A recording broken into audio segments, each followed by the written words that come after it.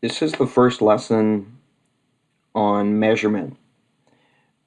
We're going to focus on linear measurement and look at two systems of measures that are used around the world, especially in Canada and the United States.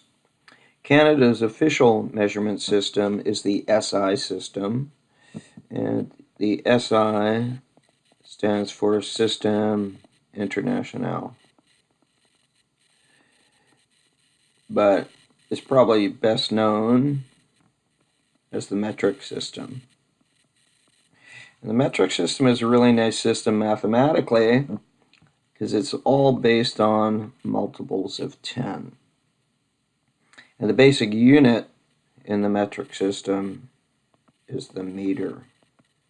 And what we're simply going to do today is look at all the names of the units that we're concerned with, but also you have to have an idea how big or how small something is, or the mathematics won't make a lot of sense. So one of the things I want you to understand is a referent for each unit and measure.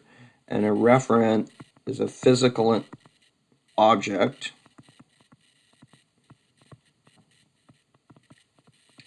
that represents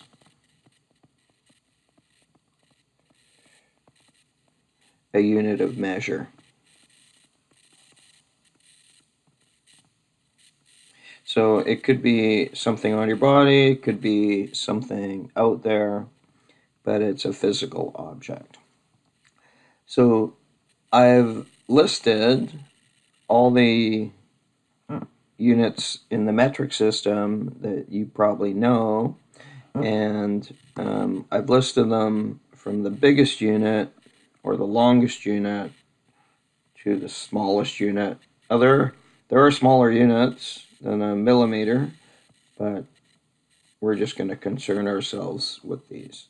So pause the video and record this table.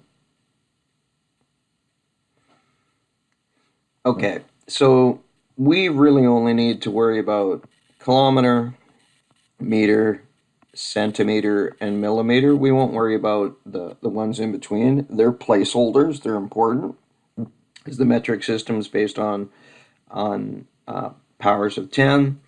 We have to make sure we don't skip them. But for right now, hectometer, decometer, decimeter, they aren't used too much in the real world.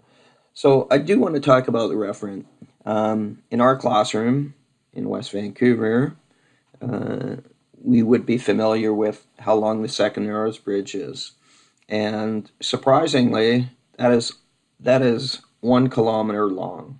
One time years ago, I actually set my tripodometer to 0, and when I came from the Vancouver side of the bridge to the North Vancouver side of the bridge, it's 1 kilometer. So if you can imagine going across that bridge, whether it's driving or walking, that's a good representation of a kilometer. A meter. Well, a good representation of a meter is the height of a standard doorknob. A centimeter could be the width of a finger. And if you're an older boy, it might be towards your little finger. And a millimeter might be imagined as the thickness of a dime. So if we can imagine what these things look like, when we start to put things together, it makes a lot more sense. Now, the other system we have to be aware about is the imperial system. And the imperial system is based on British units, but they don't use it anymore. There's actually only 3 countries in the world that use the imperial system, and that's the United States, and also Liberia and Burma. Now, in the United States, the general population uses the imperial system. Science doesn't. Academia doesn't. But even in Canada, we use the imperial system with building code. Building. You have 2x4s, which means a piece of wood that's 2 inches by 4 inches, but not really. But we won't talk about that. The height of a standard room is 8 feet. So even in Canada, we deal with imperial system, but I think the only place we really do it is in the trades. Now, the imperial system is one of the main reasons that we need to know fractions, and you're probably going right now, I hate fractions. So here are the units of the imperial system that we'll worry about with respect to length. We have a mile as the biggest unit, a yard, a foot, and an inch. And there are the abbreviations, and that's the ones I'll use in the calculations. So a mile can be imagined as the distance walked in 20 minutes. An example of a yard could be the length of a guitar.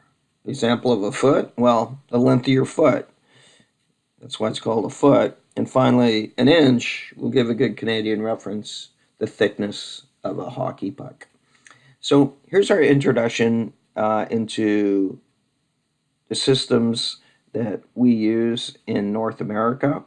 And all I want you to be able to do for today is to have a good understanding of what they are, and more importantly, what they look like.